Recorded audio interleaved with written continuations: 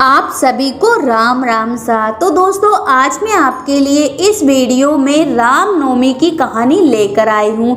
दोस्तों, भगवान श्री राम जी, माता सीता जी और भगवान लक्ष्मण जी जब वनवास जा रहे थे, उस वक्त प्रभु श्री राम जी विश्राम करने के लिए थोड़ी देर रुके। जहाँ भगवान श्री राम जी विश्राम के लिए रुके, वहीं पर एक बुढ़िया माई रहती थी।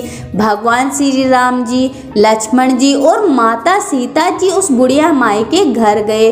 उस वक्त बुढ़िया माई सूत काट रही थी। बुढ़िया माई ने भगवान श्री राम, लक्ष्मण जी और माता सीता का आदर पूर्वक स्वागत किया और उन्हें स्नान ध्यान करवाकर भोजन करने को कहा।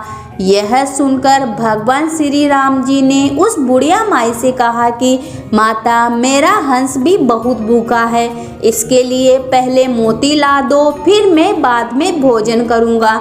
यह सुनकर बुढ़िया माई बहुत परेशान हो गई, लेकिन बुढ़िया माई अपने घर आए मेहमानों का निरादर नहीं करना चाहती थी।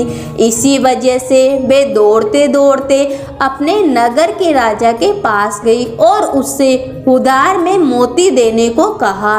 बुढ़िया माई की हैसियत राजा को मोती लौटाने की नहीं थी, लेकिन फिर भी बुढ़िया माई पर तरस खाकर राजा ने उसे मोती दे दिया। बुढ़िया माई दौड़ते हुए उस मोती को लाकर भगवान श्री राम जी को दे दिया और राम जी ने उन्हें हंस को खिला दिया।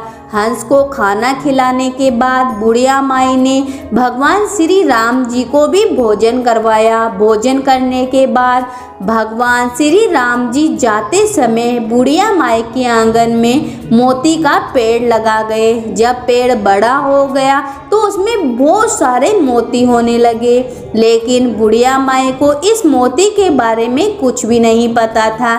जब पेड़ से मोती गिरता था तो उसकी पड़ोसन उसे उठाकर ले जाती। एक दिन जब बुढ़िया माई उस पेड़ के नीचे बैठकर सूत काट रही थी तो पेड़ से एक मोती गिरा। बुढ़िया माई मोती के गिरते ही उसे उठा लिया और उसे राजा के पास ले गई। बुढ़िया माई के पास इतने सारे मोती देखकर राजा को बड़ी हैरानी हुई।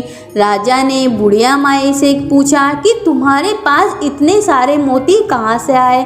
तब बुढ़िया माई ने अपने राजा को बताया कि उसके आंगन में एक मोती का पेड़ है। यह सुनकर राजा ने तुरंत उस पेड़ को अपने आंगन में लगवा लिया, लेकिन भगवान श्री राम जी की कृपा से राजा के आंगन में लगा हुआ मोती का पेड़ में मोती की बजाय कांटे लगने लगे। एक दिन उसी पेड़ का एक कांटा रानी के पैर में चुभ गया। रानी के पैर में कांटा चुभने के बाद उसे बहुत पीड़ा हुई और वो चिल्लाती चिल्लाती राजा के पास गई। यह देखकर राजा ने उस पेड़ को फिर से बुढ़िया माई के आंगन में लगवा दिया। प्रभु श्री राम जी की कृपा से पेड़ में फिर से मोती लगने लगे।